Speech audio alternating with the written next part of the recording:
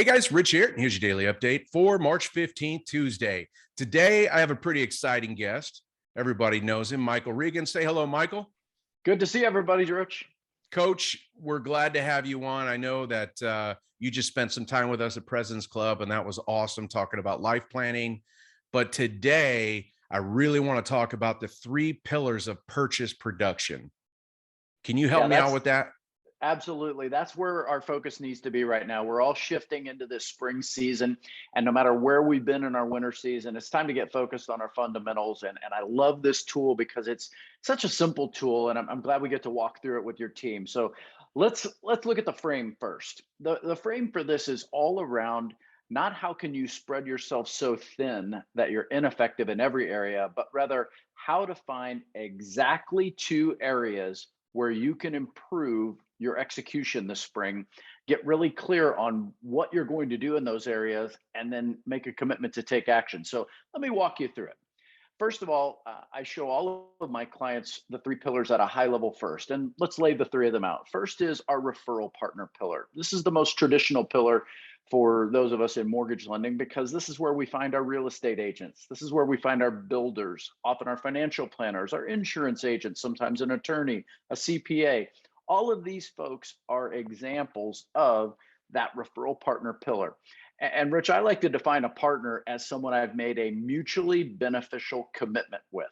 Okay, so when I'm working with a partner, this is a true definition of the word. It doesn't mean I can't have lots of other people in that category that are referral sources for me, but I really want to focus on the word partner here because right now we need partners more than ever. In the second column, I try to look at our database and I expand the definition of database beyond what many people think of, which are our past clients. I'm sure many of your LOs would say, oh, yeah, I manage my database really well. And you introduced at President's Club to us an amazing tool to do that, correct? Yeah.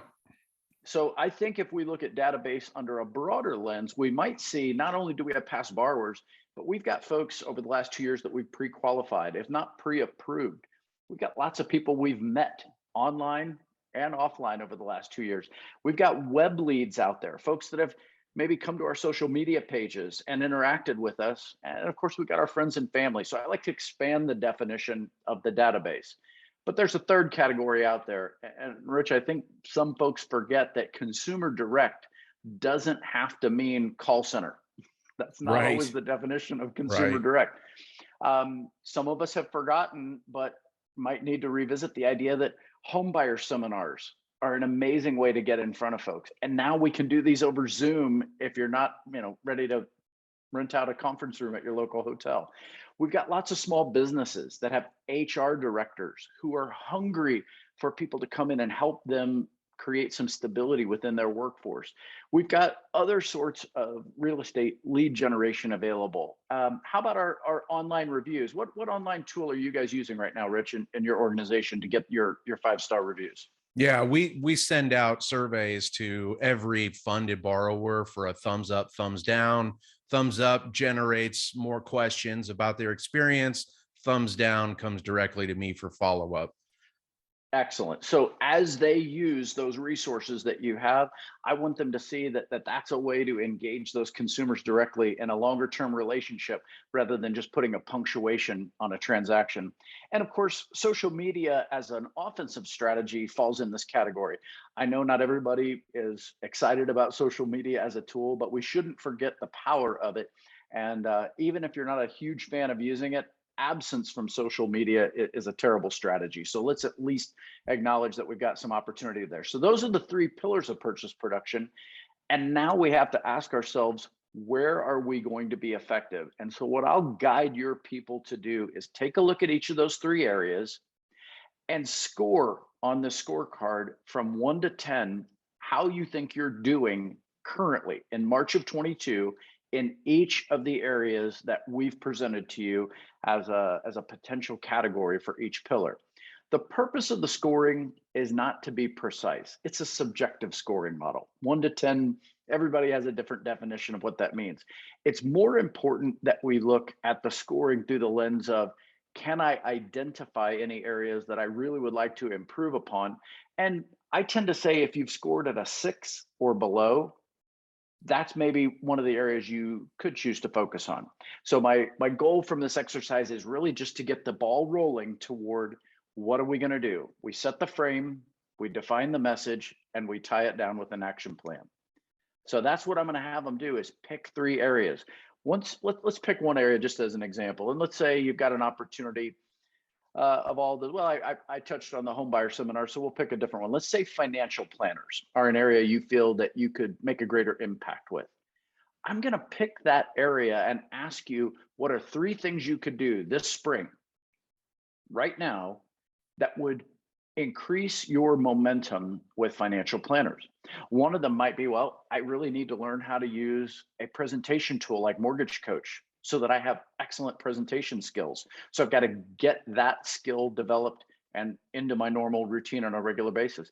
I've got to maybe go do a LinkedIn search in my local community and find out how many financial advisors am I currently connected with, first degree or second degree, so that I know who my audience is of potential people that I could reach out to. And then third might be, I've got to block out some time in my calendar for maybe 90 minutes a week where I'm going to actually execute on this and make some outbound phone calls. So I'll walk them through each of those action plans with a buy-win date and hopefully get them committed to making some movement on that particular area. We'll pick a second area so that there's 2 strategies working at the same time.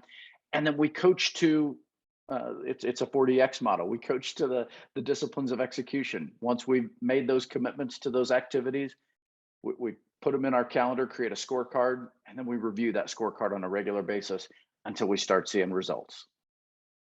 There's really no secrets to our business, right? It's selling. And sometimes we need to remind that these are just the basics, right? I mean, identify what you have and what you're lacking, and then create a plan around creating more of it. It's simple stuff.